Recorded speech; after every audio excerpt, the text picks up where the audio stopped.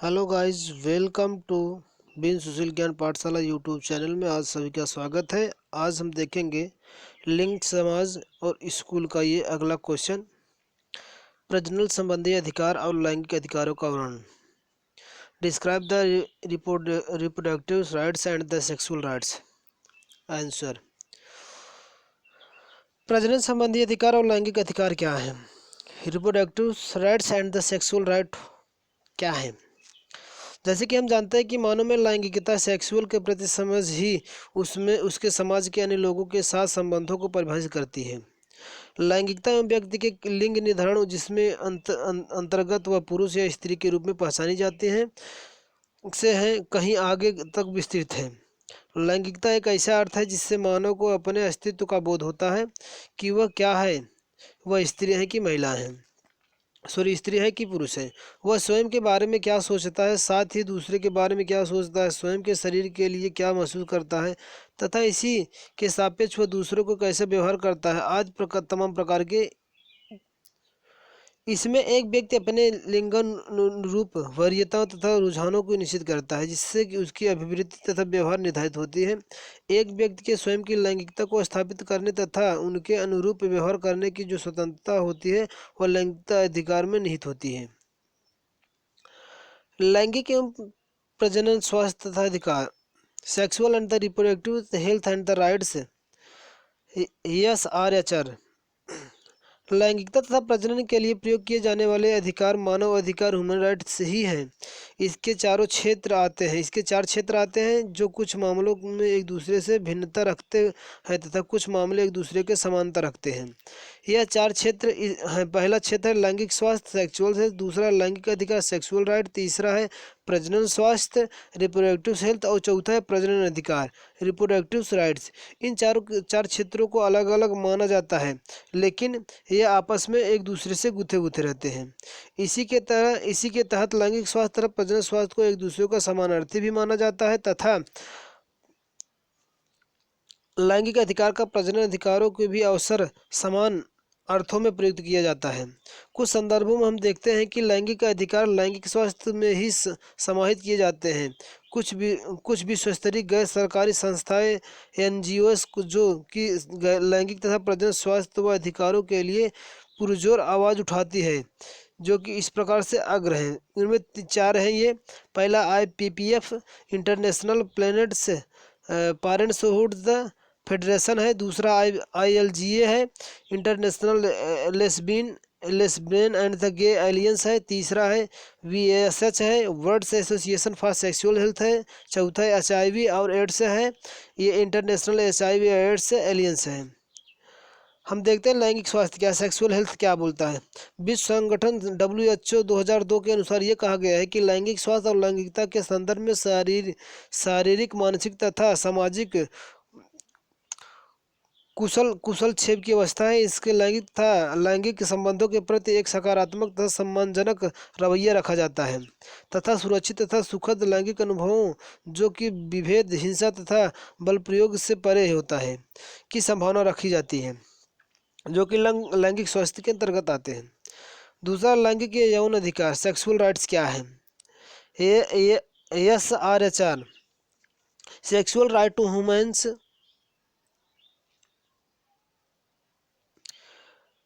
हम कहें कि इनके अन्य तीन श्रेणी के इतर यानी लैंगिक अधिकारों का संघर्ष लैंगिक आनंद तथा भावुक लैंगिक व्यक्तित्व पर अपना ध्यान केंद्रित करता है।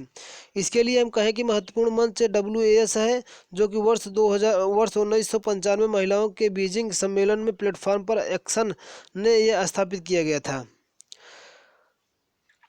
जो कि मानवाधिकार में एक महिला के स्वतंत्रता पूर्वक तथा बिना बल प्रयोग के या हिंसा एवं विभेदीकरण का अधिकार आता है तथा स्वयं की लैंगिकता पर अपना नियंत्रण रखने तथा फैसला देने के अधिकार होता है, जिसमें लैंगिक व प्रजनन स्वास्थ्य ही निहित होती है। उपयुक्त पंक्तियों को कई देशों में महिलाओं के लैंगिक अधिकारों की कार्यकारी परिभाषा के रूप में स्वीकार किया गया है, परंतु संयुक्त राष्ट्र मानवाधिकार आयोग ने स्वीकार किया है कि यदि महिलाएं अधिकार संपन्न होगी तो तभी वे अपने विरुद्ध हिंसा एवं स्वयं की सुरक्षा कर पाएंगी। 14वीं world federation of the sexology Hong Kong में 1999 में WAS में लैंगिक अधिकारों को universal declaration of the sexual right को स्वीकार किया, जिसमें 11 लैंगिक अधिकार समाहित हैं, जो कि पहला है लैंगिक स्वतंत्रता का अधिकार, राइट द सेक्सुअल फ्रीडम, उनको लैंगिक स्वतंत्रता का पूर्ण अधिकार है। दूसरा लैंगिक स्वायत्तता, अखंडता तथा लैंगिक शरीर की सुरक्षा का अधिकार स्वयं को उनको है। The rights to sexual autonomy, sexual integrity and the safety of the sexual body. तीसरा है लैंगिक निजता का अधिकार, उनको पास स्वयं के दिए गए प्राइवेसी खुद ही कर सकती हैं, the rights to sexual privacy. चौथा है लैंगिक समानता का अधिकार, उनको लैंगिक समानता का अधिकार है, the right the two sexual equality. और पांचवा लैंगिक सुख का अधिकार, उनको लैंगिक सुख का जो अधिकार उनको स्वयं को मिलेगा, the right the two sexual the pleasures. छठवां भावुक लैंगिक अभिव्यक्ति का अधिकार उनको दिया गया है, the rights to the emotional sexual expression. सातवां स्वतंत्र लैंगिक सहचर्या का अधिकार, to right to sexually associate the freely. आठवां इस प्रकार की उनकी स्वतंत्रता दी गई है कि उत्तरदायी तथा मुक्त प्रजनन विकल्पों का चयन करने का अधिकार उनको दिया गया है, the right to the make the free and the responsible reproductive choices.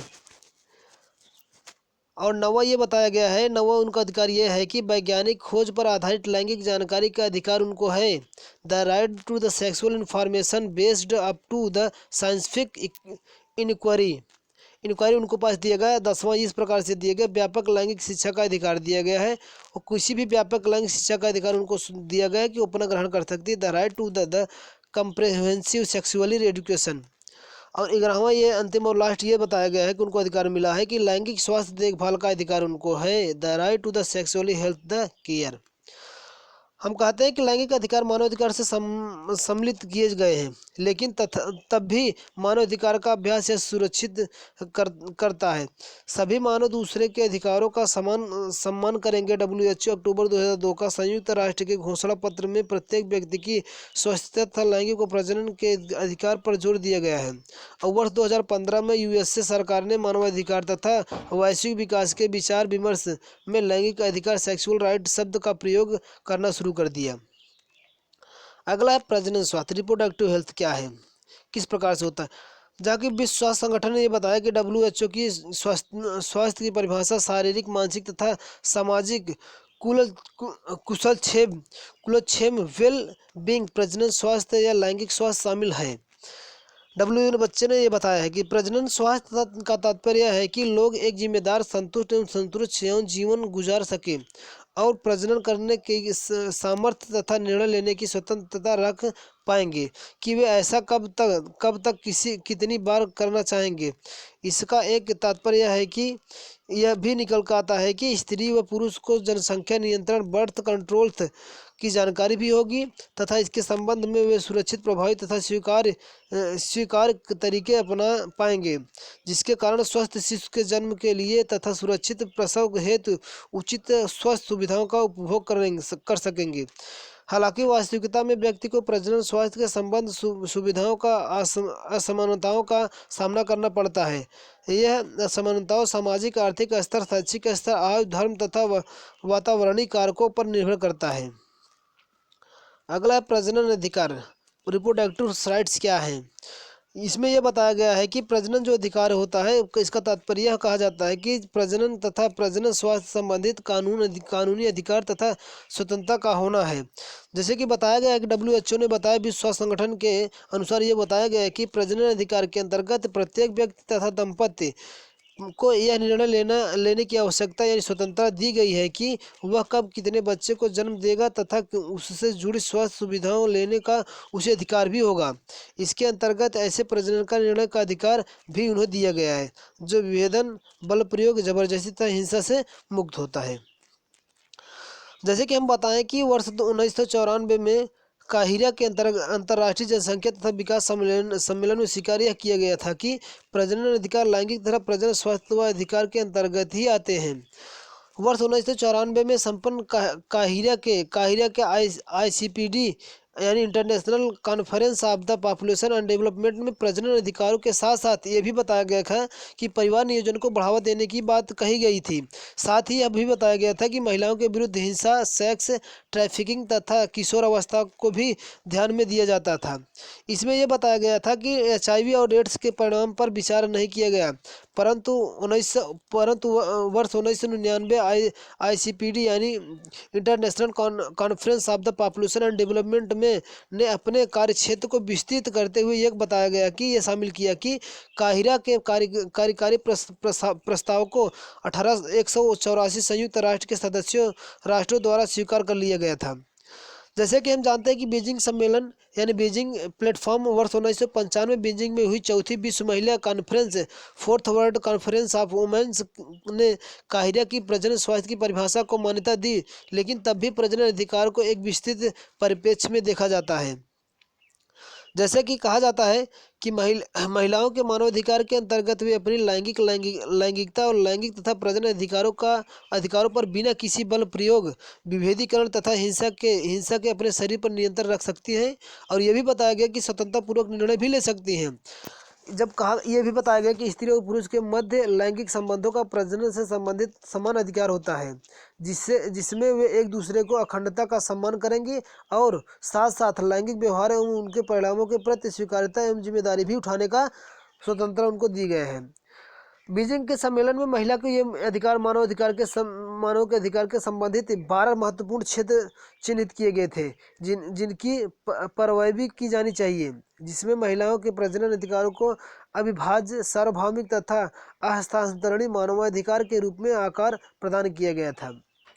अगला है उपयोगकर्ता सिद्धांत क्या है, द योग्यकर्ता प्रिंसिपल्स।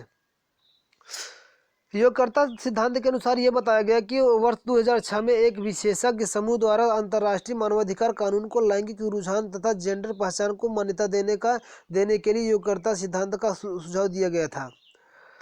अब यह इसमें बताया गया कि देने के बावजूद भी अभी तक ऐसे अंतर्राष्ट्रीय कानून मान्यता प्राप्त नहीं हो सके हैं कि जिनकी प्रस्तावना में कहा गया है कि अंतर्राष्ट्रीय समुदाय की इस बात पर सहमति है।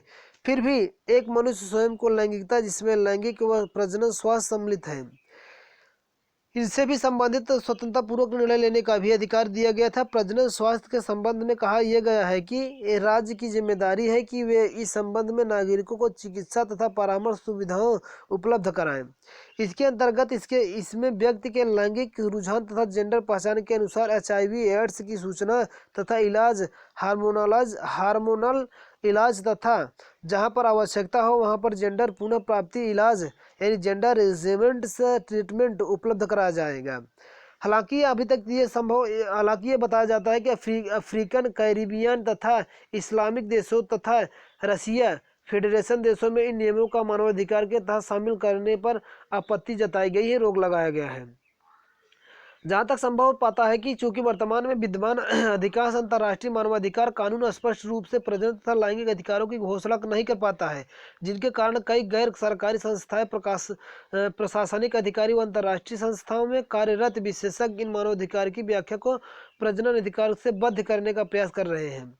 लेकिन जहाँ तक हो पाएगा, इसका एक उदाहरण हम देते हैं कि वर्ष 1994 की काहिरा घोषणा में मिला है कि इसमें कहा गया है कि प्रजनन अधिकार ऐसे मानवाधिकार शामिल हैं जिन्हें पूर्व में ही राष्ट्रीय व अंतर्राष्ट्रीय मानवाधिकार के घोषणा पत्र द्वारा इत्यादि तमाम प्रकार की घोषणा की गई है। हालांकि इसके विरुद्ध कुछ राष्ट्र हैं जिन्होंने कई मुद्दों पर अपनी आपत्ति जताई है, जैसे कि प्रजननता पर नियंत्रण, गर्भपात इत्यादि। ऐसे देशों में अर्जेंटीना, एल साल्वाडोर, होंडुरास, माल्टा, निकारागुआ और पैराग्वे, पेरू तथा इस्लामिक राष्ट्र जैसे Brunei, Iran, Jordan, Kuwait, Libya, Syria, संयुक्त अरब अमीरात तथा यमन सम्मिलित हैं। लैंगिक तथा प्रजनन स्वास्थ्य अधिकार क्या है? Sexual and the reproductive health rights SRHR। इन अधिकार में संयुक्त लैंगिक तथा प्रजनन निर्णय संबंधित अधिकार तथा इसके संबंधित स्वास्थ्य सुविधाओं की सूचना को प्राप्त करने का अधिकार दिया गया है। इसमें यह भी बताया गया है कि मानवाधिकार से सम्मिलित किया गया है कि ये सार्वभौमिक, अभाज्य तथा अखंडनीय भी हैं। इन अधिकारों में दूसरे मानवाधिकार जैसे स्वास्थ्य का अधिकार, भेदभाव रहित व्यवहार का अधिकार, निजता का अधिकार, प्रताड़ना तथा दुर्व्यवहार में से बचाव का भी अधिकार दिया गया था। और इसमें यह भी बताया गया था कि अपने बच्चों की संख्या तथा उनमें अंतराल का अधिकार तथा लैंगिक हिंसा से बचाव का भी अधिकार सम्मिलित है। लैंगिक तथा प्रजनन अधिकारों सेक्सुअल एंड रिप्रोडक्टिव राइट्स एचआरआर को स्पष्ट रूप से वर्ष 1994 में भी बताया गया कि अंतर्राष्ट्रीय जनसंख्या एवं विकास को, जो कि काहिरा मिस्र में हुआ था, स्पष्ट परिभाषित ये किया गया था कि इसके कार्यकारी कार्यक्रम यानी प्रोग्राम्स ऑफ एक्शन में नियोजित को शामिल किया गया था। इसमें कुछ इस प्रकार से है। पहला है कि शैक्षिक, विवेकपूर्ण तथा अपनाए योग्य परिवार नियोजन सेवा होनी चाहिए। दूसरा, पूर्व शिशु देखभाल, सुरक्षित मातृत्व सेवा, प्रसूति में विशेषज्ञ सहायक यानी मिडवाइफ या फिजिशियन तथा व्यापक पशु स्वास्थ्य देखभाल की समुचित व्यवस्था होनी चाहिए। और तीसरा ये बताया गया कि यौन संक्रमण से बचने के लिए और उसके इलाज के लिए ये स्वतंत्रता दी गई, जिसमें एचआईवी और एड्स तथा साइबर कैंसर आदि सम्मिलित हुआ करते थे। चौथा, इसमें ये स्वतंत्रता दी गई थी, ये भी बताया गया है कि महिला तथा लड़कियों के विरुद्ध हिंसा व उत्पीड़न पर रोक लगना चाहिए और उनका उपचार भी होना चाहिए। छठवां ये बताया गया थे लैंगिक स्वास्थ्य सूचना शिक्षा पर परामर्श, जिसमें जीवन की गुणवत्ता बढ़े तथा व्यक्तिगत संबंधों में सुधार आने के लिए हो। ये 6 प्रकार की सुविधाएं इनको दी गई थी। ये अधिकार यह संसार को सुनिश्चित करता है, यानी सेक्सुअल एंड रिप्रोडक्टिव हेल्थ ये निर्णय करता है।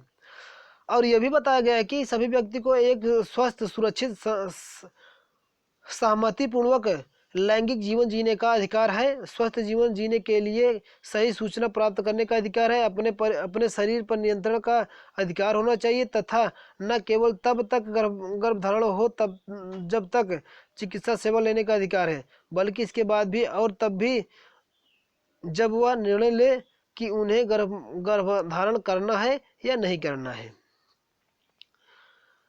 अगला है लैंगिक तथा प्रजनन स्वास्थ्य अधिकार प्राप्त करने के लिए आवश्यक तत्व क्या क्या है। Essentially component to the achieve right to sexual and the reproductive health. हम जानते हैं कि वर्ष 1994 की अंतर्राष्ट्रीय conference of the population and development ICPD के कार्यकारी मसौदे में लैंगिक तथा प्रजनन स्वास्थ्य अधिकार SRH प्राप्त करने के लिए निम्नलिखित आवश्यक तत्व उल्लेखनीय है।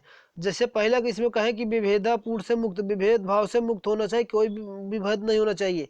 दूसरा, शिक्षा के प्रति सम्मान पहुंचाना चाहिए, सम्मान देना चाहिए। तीसरा, यह बताया गया व्यक्ति को स्वयं प्रजनन क्षमता का नियंत्रण तथा विवाह का निर्णय लेने का स्वतंत्र अधिकार होना चाहिए तथा संतान उत्पन्न करने का उनको भी पूर्ण अधिकार होना चाहिए और उनकी सुरक्षा भी करने का। चौथा, परिवार संचालन की सुरक्षा और परिवार किस तरह से चलाना, परिवार की सुरक्षा करने का अधिकार है। अगला है लैंगिक तथा प्रजनन स्वास्थ्य विकास तथा पर्यावरण से संबंधित संबंधों का समझ होना चाहिए। अगला है बाल विकास या बाल विवाह तथा बलपूर्ण विवाह पर रोक लगना चाहिए तथा किशोरों के विभिन्न कार्यक्रमों की योजना तथा क्रियान्वयन से सम्मानित करना चाहिए, सम्मिलित करना चाहिए। पुरुषों तथा लड़कों को शामिल करना चाहिए। अगला है सभी व्यक्तियों में लैंगिक रुझानों तथा जेंडर पहचाने का समान अधिकार होना चाहिए, सम्मान होना चाहिए। सार्वभौमिक मान्यता स्वास्थ्य देखभाल, जिनमें लैंगिक एवं प्रजनन स्वास्थ्य सम्मिलित होते हैं, को राष्ट्रीय तथा अंतर्राष्ट्रीय स्तर पर पूर्ण वित्तीय सहायता देनी चाहिए। अगला है लैंगिक तथा प्रजनन स्वास्थ्य अधिकार मानवाधिकार, sexual and reproductive health rights and the human rights.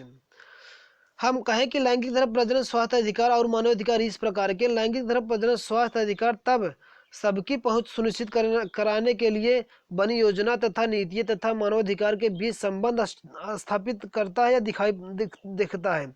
व्यक्ति अपनी गरीबी, अपर्याप्तता, चिकित्सा देखभाल, आगमन की अनुपलब्धता तथा हेल्थ वर्कर के अपर्याप्त प्रशिक्षण तथा अवरोधों के कारण हो सकता है कि प्रजनन तथा लैंगिक स्वास्थ्य सुविधाओं का लाभ न उठा पाए, जिसमें विभिन्न अंतर्राष्ट्रीय कानून दस्तावेज तथा अन्य वैश्विक सहमति के दस्तावेज जो कि मानवाधिकार से संबंधित हैं, यह सभी ICPD के कार्यकारी कार्यक्रम में पूरा करते हैं या एक दूसरे के पूरक होते हैं तथा व्यापक लैंगिक एवं प्रजनन अधिकारों को सुनिश्चित करने में आधारभूत भूमिकाएं निभाते हैं। जिसके निम्नलिखित अधिकारी समझौते में लैंगिक तथा प्रजनन स्वास्थ्य अधिकार अंतर्निहित को देखा जा सकता है। पहला, इसमें आर्थिक, सामाजिक तथा सांस्कृतिक अधिकारों का अंतर्राष्ट्रीय समझौता का इस प्रकार से हुआ, international covenant of the economic, social and the cultural rights. इसके अंतर्गत हम विभिन्न प्रकार से उल्लेखनीय है। जिसे कहा गया है कि वर्तमान समझौते के तहत सभी राज्य प्रत्येक व्यक्ति को अपनी शारीरिक तथा मानसिक स्वास्थ्य के लिए वैज्ञानिक प्रगति एवं उसके उपयोगों का उपलब्ध कराएगा। विवाह योग्य उम्र में के स्त्री पुरुष तथा परिवार बनाने का अधिकार स्वीकार कराया। कोई भी विवाह दोनों पक्षों यानी स्पॉन्स की स्वतंत्रता तथा पूर्ण सहमति के बिना संभव नहीं है। यह सब अनुच्छेद 12 के 1, 15 का 1, 23 का 2 तथा 23 का 3 में बताया गया है।